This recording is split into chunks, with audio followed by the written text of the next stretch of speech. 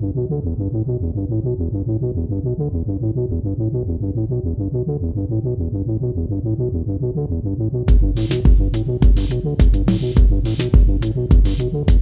is also down to my, excuse my French, but it is also down to my piss poor choices. I made some really bad choices, and I look back and I'm like, I actively was a dick. Like, I just was. Like, I would look at something and go, Yeah, I know that's wrong, but I'm still gonna do it anyway. And yeah, but Oliver, facing that now, but the only reason you made those poor choices is because that was how you were taught to make choices. yeah, or how I perceived choices to be made based Yeah. on the role models I had around me. Yeah, no, Yeah, so you can forgive yourself for making poor choices because yeah. I've made terrible choices. Really, I've made some really bad choices. I've put my life at risk many times, and we'll go into that because I know you've been through that as well.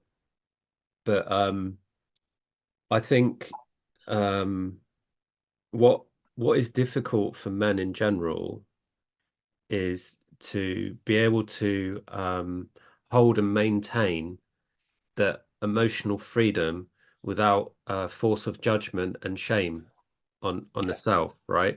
And that's yeah. why it's difficult to talk about um, what happened to us, right? To our own stories. It's difficult to tell our story to people out of fear of judgment, right? Because judgment can be really helpful or really destructive. Because and a judgment comes from narcissistic behavior because a judgment, believe it or not, Oliver, is when someone like you, what you're doing now, coming on my podcast, telling your story, people see that as really fucking brave, right? Because it is.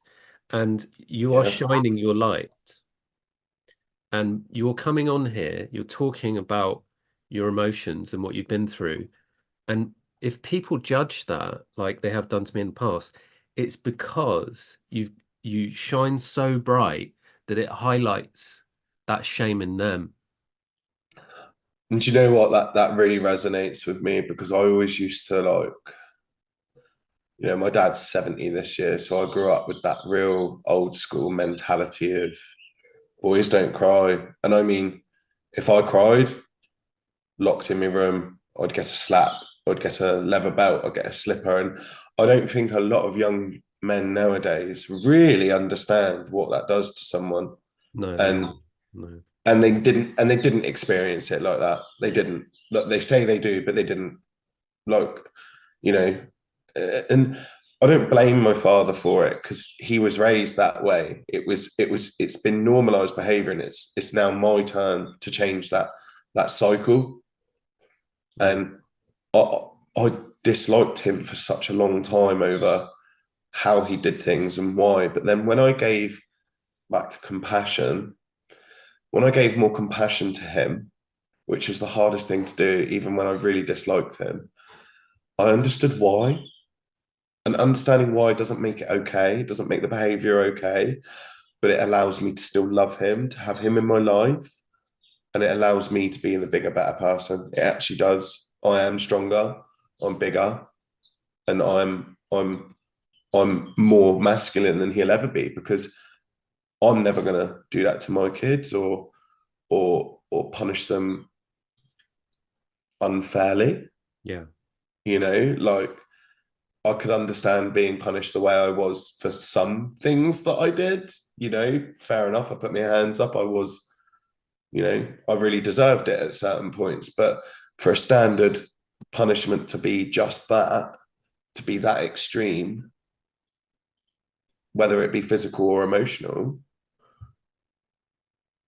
the punishment has to fit the crime. And it's almost as if the punishment was the same no matter what the crime was. Wow. And Yeah. that creates such a compounding sense of fear, lack of self identification, let alone self worth. You can't even have self worth if you can't even see yourself, for starters. And for so long, I was hidden by a shadow of what I thought I should be, who I'm told I should be, what I'm told I should be. what society's telling me I should be, that boys can't do this, boys need to be this, that, and the other. And the more I've gotten older, the more I've understood that not you or anyone else can tell me what I'm supposed to be. Only I can do that. And it's okay for me to stand up and say no to someone without raising a fist, without raising my voice, without shouting, without getting angry. Although I believe that we should still have that capability in us as men to be aggressive, to be angry, to be loud, to be boisterous, etc. I think, not that I'm a massive supporter of Jordan Peterson, but I think some of his words are quite wise. And one of the phrases I really like that he coined was, and I might not get it right, but what makes a man is not how dangerous he can be, but the control he has over his power of danger and his choice of when to use it. Because I think that we should be capable. I think we should be strong. I think we should be able to do those things. But having the control over that, like having that animal and that beast within us, is great.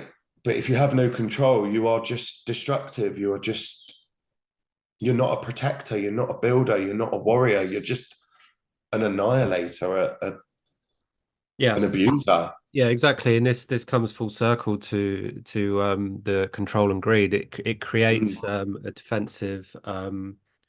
creates a defensive wall of destruction. And I've said Mm. this before, is that men are attracted to destruction rather than creation. Yes. And this is all goes full circle to man and women, man versus women again. And it's so complex. It takes a long time to open and discuss. So I'm not going to go into that right now, No, yeah. but I think I totally understand what you just said, because I had the belt as well. I had the belt, yeah. Belt, And spoon, slipper, fist. oh, the spoon, the wooden spoon. Oh, Mate, wooden spoon hurt more than the metal one. I don't understand yeah, no, that. it's because it could snap, right? There was more flex on it. Yeah. Yeah. See, this is how men bond. Oh yeah, I was smacked with a spoon as well. Yeah. Yeah, yeah. Yeah, But we I laugh about understand. it. Yeah, I understood through my journey that being hit with a belt is a metaphor for uh in one way is a metaphor for not wearing a seatbelt in the car. You lose your sense of safety. Yeah. And it's you know, my brother was older than me, and he would wear jeans. I would be wearing shorts, So yeah, Oh, yeah. you know what that feels like, right? Oh, Yeah. yeah. And My but leg hurts thinking about it. my dad at the time, I didn't know this because I was so young, but I came to understand later on as an adult that my dad was going through a nervous breakdown because he'd separated from my mother, and they had a really aggressive divorce, and that's where my trauma began, like really belligerent divorce. And Yeah.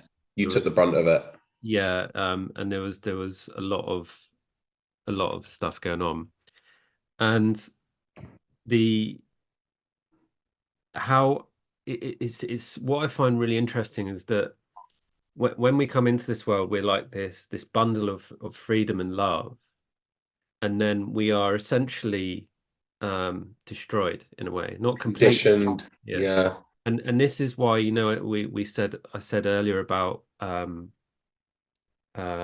being broken, is we we protect parts of ourselves by giving it away or hiding it or locking it away, and we do that by hiding it in the heart.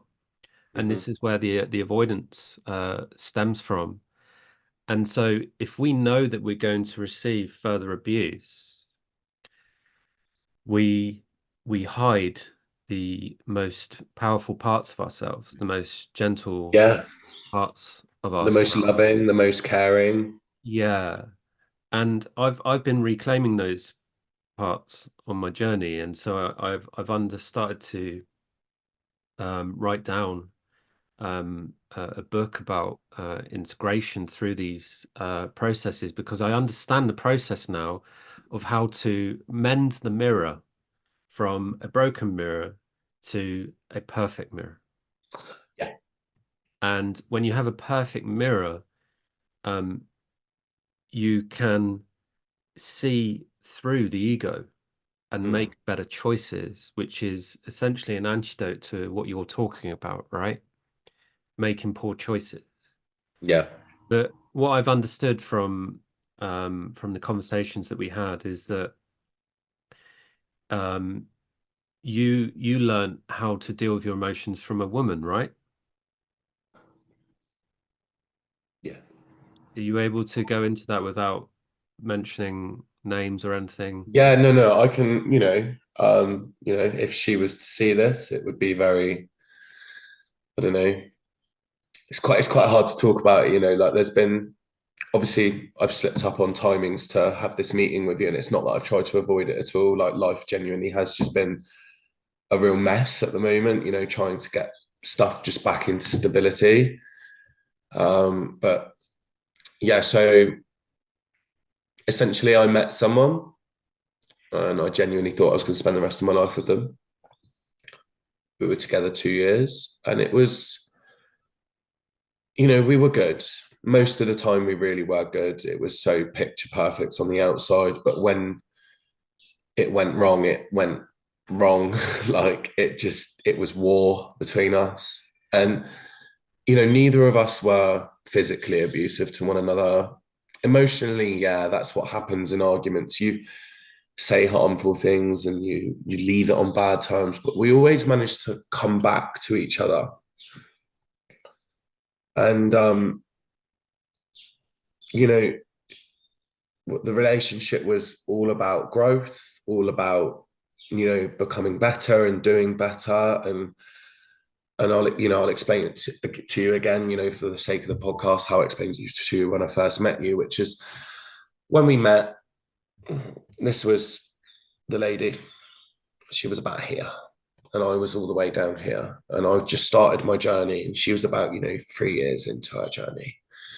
We met, and I said, "Yeah, I'm committed to this. I really want to grow. I really, like a woman is the key to unlocking a man's journey." And, I really do believe that. I think, women are that key to a man being able to see himself, find himself, reach his potential. And, I think it's all about, instead of men versus women, it should be men and women helping each other, collaborating, not compromising, collaborating. Yeah. Compromise is a lose-lose. Collaborating is a win-win, but you both lose a little bit, which is,